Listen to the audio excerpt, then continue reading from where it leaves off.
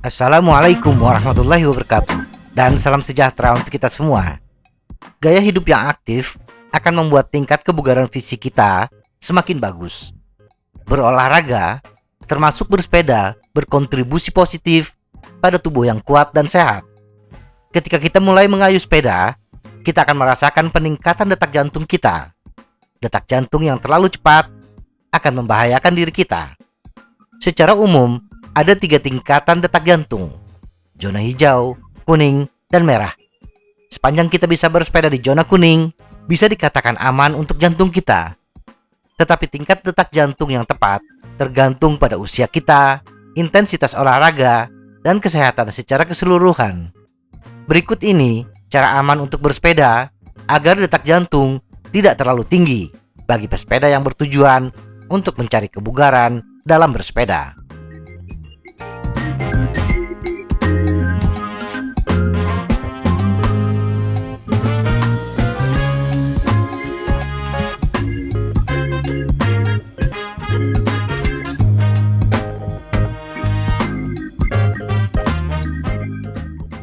Tiga zona. Model 3 zona didasarkan pada fisiologi internal tubuh dan dibagi menjadi zona yang setara dengan tingkat upaya yang mudah, sedang, dan keras, atau zona hijau, kuning, dan merah. Model 3 zona ini didasarkan pada tingkat pengerahan tenaga yang dirasakan, atau rate of perceived exertion, atau RPE, atau bagaimana beban kerja eksternal terasa. Ini juga disebut sebagai mengendarai perasaan, dan banyak profesional masih mengandalkannya meskipun memiliki power meter dan monitor detak jantung. Bersepeda dengan mudah di zona 1 atau zona hijau adalah bila kita masih bisa berbicara dalam satu kalimat utuh tanpa terputus-putus.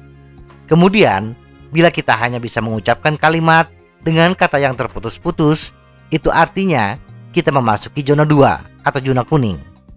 Dan bila kita sudah mulai kesulitan untuk berucap walaupun hanya satu kata, itu artinya kita sudah memasuki zona 3 atau zona merah.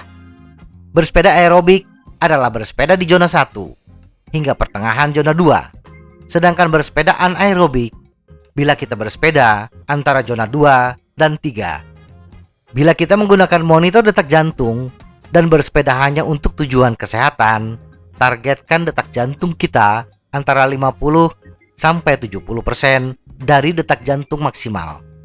Bila tujuan kita untuk melatih ketahanan bersepeda, target kita adalah antara 69 hingga 83% dari detak jantung maksimal.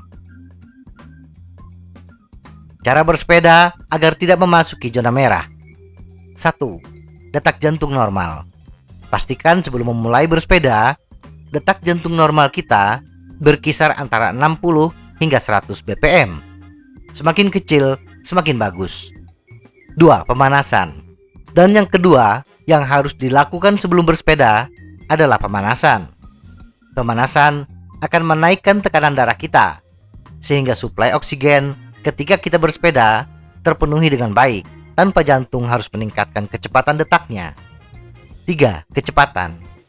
Indikasi yang paling nyata dari upaya yang kita kerahkan adalah laju sepeda. Pesepeda rekreasi yang biasanya hanya mencari kebugaran tubuh memiliki power rata-rata 100 hingga 150 watt, sehingga target kecepatan sepeda yang ideal di jalan datar antara 20 hingga 25 km per jam. 4. Cadence. Jumlah putaran pedal per menit atau cadence berperan langsung dalam meningkatkan detak jantung kita. Semakin cepat cadence, semakin tinggi detak jantung kita. Oleh karena itu, targetkan cadence kita antara 60 sampai 70 rpm. 5. Zona bersepeda. Selalu monitor zona bersepeda kita. Bagi pesepeda yang tidak dilengkapi dengan monitor detak jantung, bersepeda dengan teman adalah langkah terbaik. Sepanjang jalan terus berbincang. Nah, bila kita sudah mulai berbicara terputus-putus, atau bagi pesepeda yang menggunakan monitor detak jantung, bila angka sudah mendekati 70% dari detak jantung maksimal, kurangi kecepatan kita, khususnya putaran pedal. 6. Hidrasi. Selama bersepeda, baik dalam kondisi yang teduh ataupun cuaca panas, pastikan tubuh tetap terhidrasi dengan baik. Setidaknya minum air 1 hingga 2 liter per jam. Tergantung cuaca saat kita bersepeda. Semakin panas, semakin banyak. Minum sedikit demi sedikit. 7. Tetap ceria. Suasana hati yang nyaman, bahagia, akan membuat kenaikan detak jantung berlangsung sedikit demi sedikit. Bersepeda dalam tekanan mental akan mempercepat detak jantung kita. Semoga informasi ini bermanfaat. Tetap sehat. Salam goes.